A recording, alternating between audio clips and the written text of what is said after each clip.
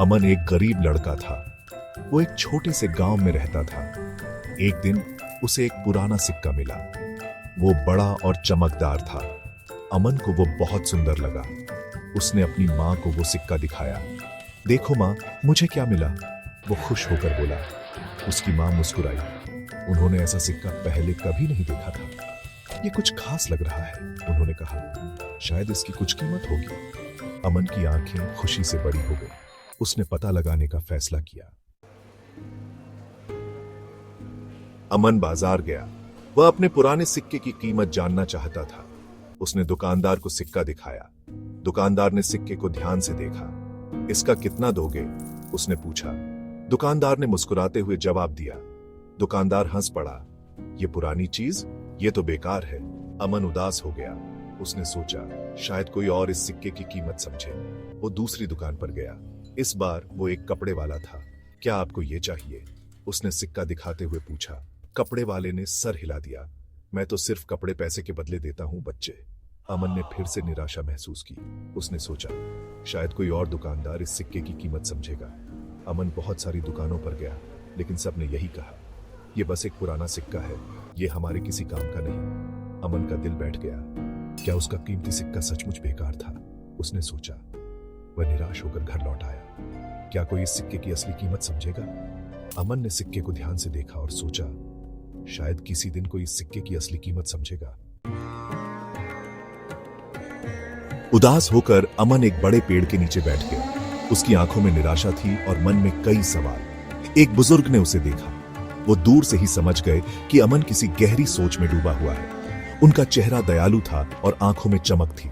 वो धीरे धीरे अमन के पास आए। क्या हुआ बच्चे, उन्होंने प्यार से पूछा।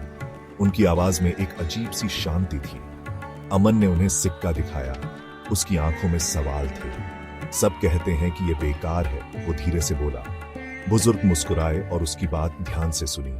उन्होंने सिक्का अपने हाथ में लिया और उसे घुमाया। उनकी आंखों में एक चमक थी, जैसे वो कुछ खास देख रहे हों।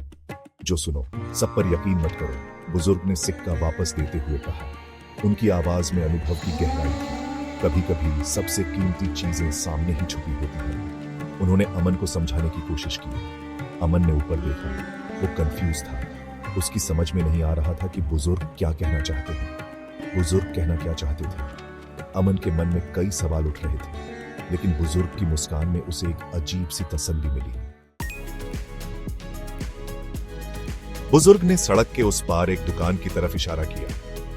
वो देखो, उन्होंने कहा, वो दुकान मिस्टर राव की है। वो है मिस्टर राव, सिक्के इकट्ठा करते हैं, उन्हें ये दिखाओ। वो सिक्कों के बारे में बहुत कुछ जानते हैं। अमन हिचकिचाया, लेकिन आखिरी बार कोशिश करने का फैसला किया।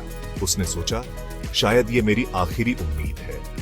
मिस्टर राव, जो एक पतले से आदमी थे और चश्मा पहनते थे, ने सिक्के को ध्यान से देखा। उनकी आंखें फैल गईं। उन्होंने सिक्के को हर कोण से देखा। तुम्हें यह कहां मिला? वो हैरान होकर बोले। ये तो बहुत ही अनोखा सिक्का है। अमन ने बताया कि उसे सिक्का कैसे मिला। उसने कहा, यह मुझे मेरे दादाजी के पुराने सामान में मिला था।